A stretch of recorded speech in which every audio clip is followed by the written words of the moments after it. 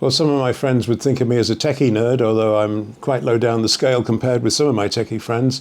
But I am into home automation. Now, I'm sitting here in our living room and I have got automated control of all the lights. We normally bring them on a timetable at night. There's a schedule built into the hub. Hub is usually a little box like that.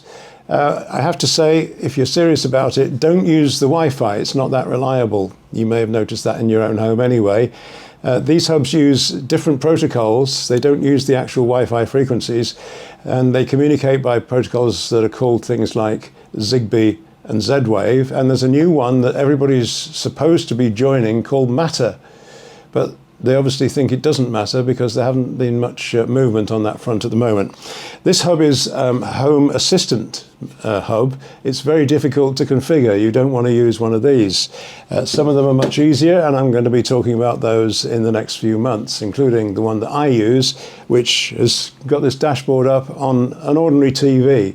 Now, most of the home automation systems, the one I've had here for the last 2 years has been Samsung SmartThings.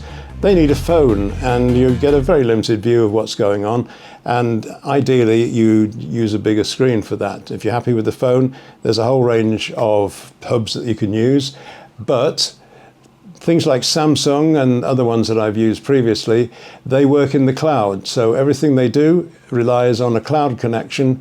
The problem with that is privacy. The people like Samsung are collecting loads and loads of data from all your devices, and also people in the outside world on the internet can hack into your devices. So if you're interested enough in that side of it and you worry about it, get a hub that works locally in your own home and doesn't have any connection with the outside world. It is possible, and the only disadvantage of that is as soon as you leave home, you can't control your home and your lights and all that. Home automation, of course, started decades ago when we had plug-in, quite bulky 13-amp sockets. They work with a little hand controller with buttons on it, and often they were infrared. Sometimes they used a radio frequency, but you couldn't program them and you couldn't do anything exciting with them. So that's why we've moved on from those.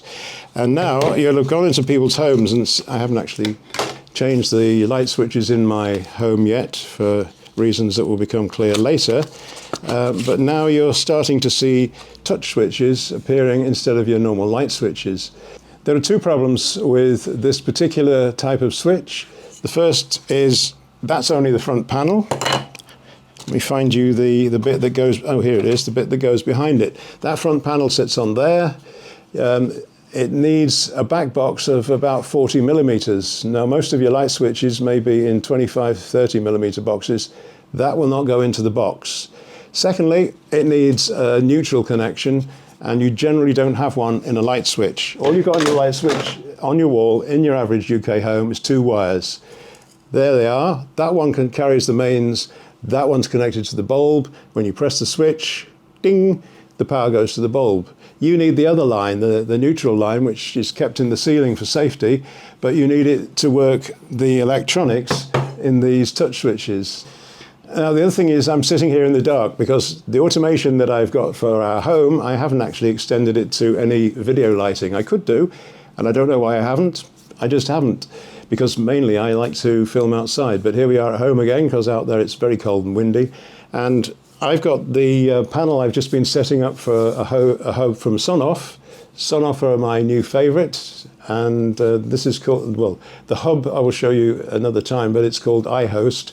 This is the control panel for it. Now, I'm going to try and put the normal lighting on we use in our home and see if it makes any difference.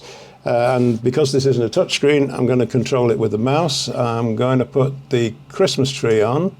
That's the first thing. Ideal. So that isn't really going to light me up much, but it's very pretty.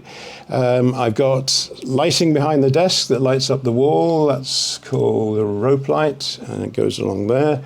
That's not going to light me up either. What else have I got? I've got a backlight behind the TV. That kind of throws light up to the ceiling. Looks good as a sort of background when you're watching TV. But no, we've got mood lighting. And the brightest lights I've got are actually down there, and they're uplighters and they're floor lamps. They may or may not give me extra light. Let's turn That's the nearest one to me. I've turned that on. That's probably, there's one on the far side as well. That hasn't really helped. I need lighting coming across from over there. And for those of you who do video will know, I need two lights really, but that's another topic altogether. So that's the home automation technology, one of the subjects that I'll be covering in the world of technology in 2024. We're going to rise up no, not you. I don't know if you remember this from last year. I bought a standing desk. If I stand up now, my head will go out of camera shot, which could be a good thing. We've got one more subject to talk about this month, and we'll save the rest for later.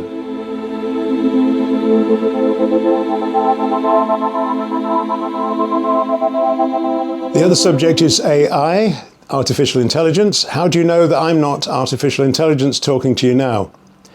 Mainly because if AI was running this video, it would have lit the place properly, because it can. And I have to actually physically put lights around to make that work. So AI looks better than the real thing very often, but it'll never be me, really, I hope. My name is Brian Smart, and I am here to discuss all things technical.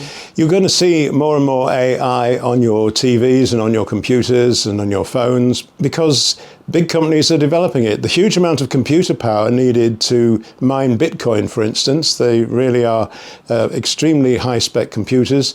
Way ahead of what you might use for gaming, but they're also good for AI. AI needs so much computing power and still comes nowhere near the human brain's capacity for computing power, but it's getting there, and there's going to be huge buildings full of computers just to keep AI going.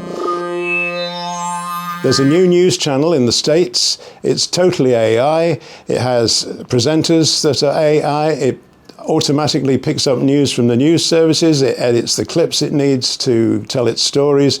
It's amazing what can be done, and it's a bit of a showcase, and I think I'm going to end this techie feature by showing you a bit of that in action. Thank you for watching. Today we're going to show off some of the technology we're using to build Channel 1. We'll show you how AI powers and empowers our newsroom to deliver journalism that's fast, trustworthy, and accurate. Let's start with our reporters. You can hear us and see our lips moving, but no one was recorded saying what we're all saying. I'm powered by sophisticated systems behind the scenes, and I can speak in any language. Για παράδειγμα, αυτή τη στιγμή μιλάω στα ελληνικά.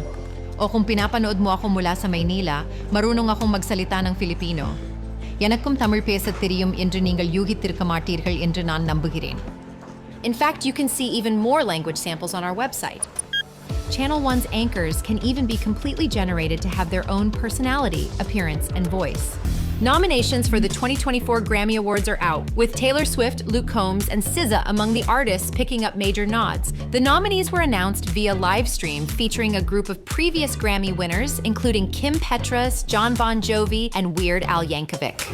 In business news, car companies continue to battle for the future of vehicles, and the fight goes well beyond the current push for electrification, with automakers vying for attention with increasingly futuristic designs.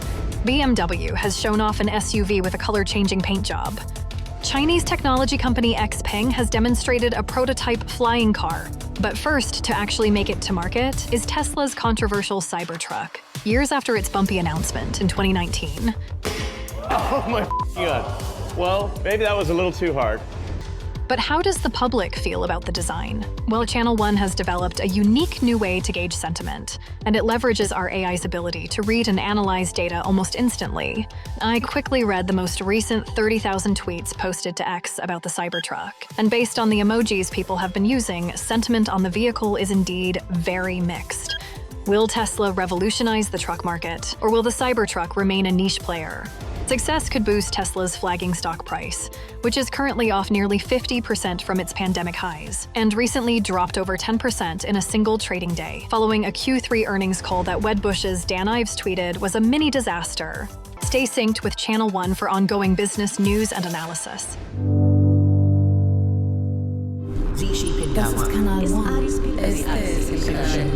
This is Channel 1.